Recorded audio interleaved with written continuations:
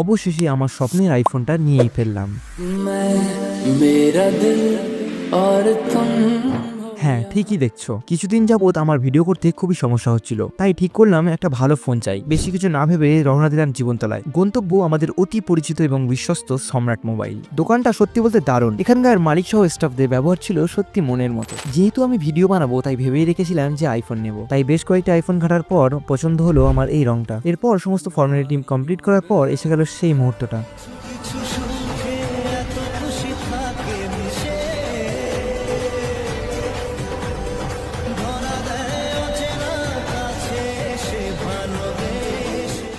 নতুন ফোনটা হাতে নেওয়ার মুহূর্তটা ছিল একেবারে স্মরণীয়। যেহেতু আমি এতদিন অ্যান্ড্রয়েড চালাতাম, তাই প্রথমবার আইফোন চালাতে কেমন অদ্ভুত লাগছিল। ফোনটার লুক, ক্যামেরা, স্ক্রিন সমস্ত কিছু দেখে মনে হচ্ছিল আমি যেন এক নতুন জগতে ঢুকে পড়েছি। আজকে আমার সাথে ছিল আমার আসিফ কাকা আর মোস্তাকিম। ফোনটা নিয়ে বাড়ি ফিরতে আমাদের বেশ রাত হয়ে গেল। বলতে পারো আজকের এই রাতটা হয়ে উঠলো আমার জীবনের সব থেকে স্মরণীয় একটি রাত।